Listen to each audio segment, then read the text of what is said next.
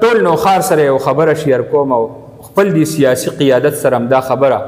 شیر کوم چې د دوران کې د څه شیزونو خیال وساتي. هغه د 25 لکو نوخاریانو حقوقو دپاره دی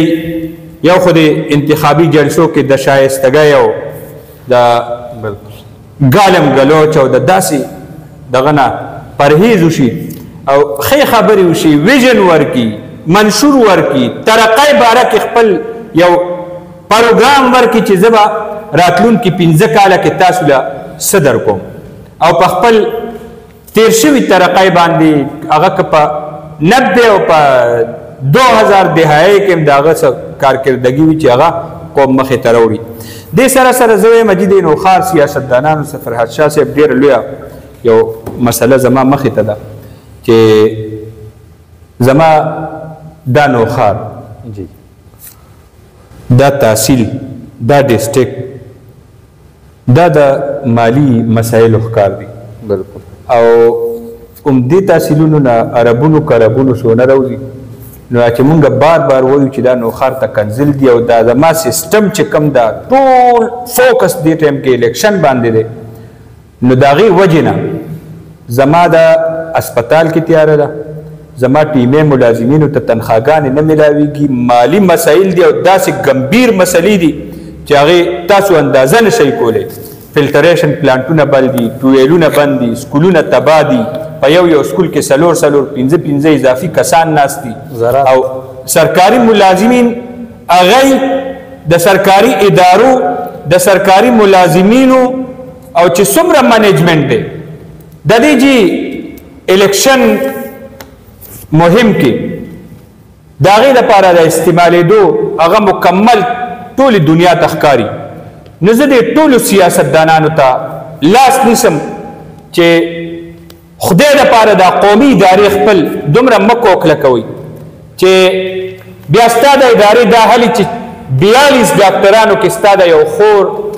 د هغې علاج په اسپتال کې نه کېږي او هغه په روډ باندې ماشوم زیږوي.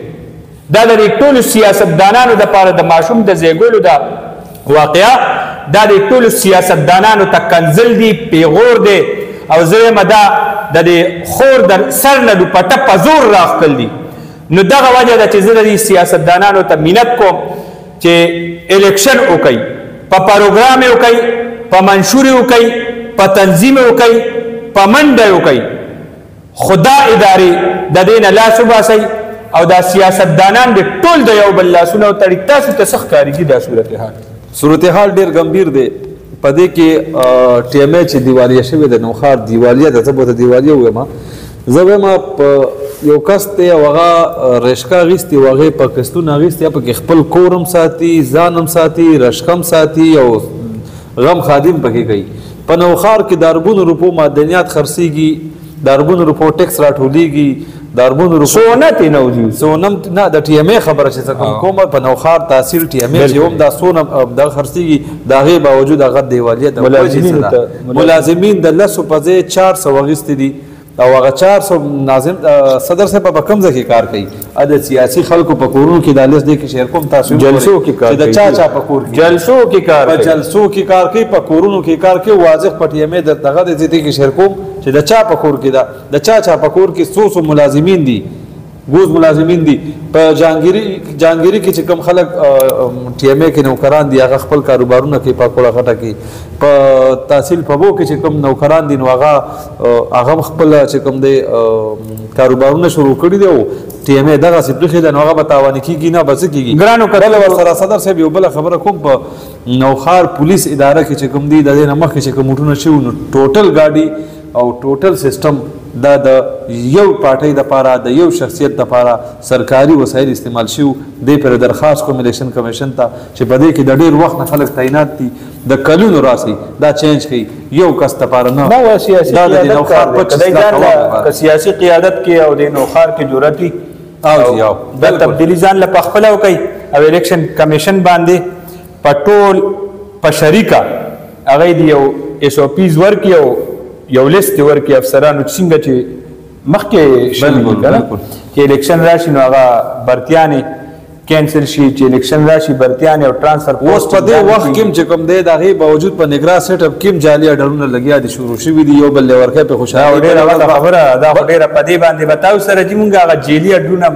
بالکل شیر کوو کوم جعلي اډرونه کېږي په هوا کې اډرونه دي په هوا کې وزارت خزانه نه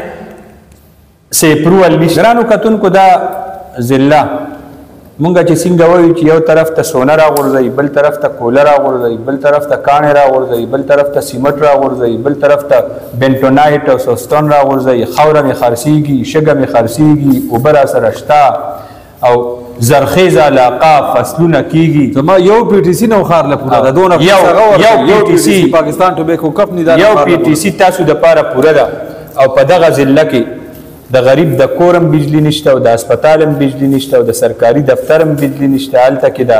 هسپتال بد حال هلته کې د ټیمې بد حال هلته کې د تانو دقسې صورتحال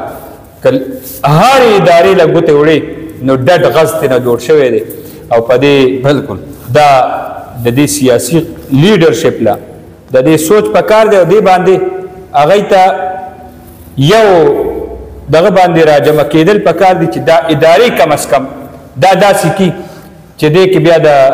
یو خور د سر نه لوپټه نه غورځېږي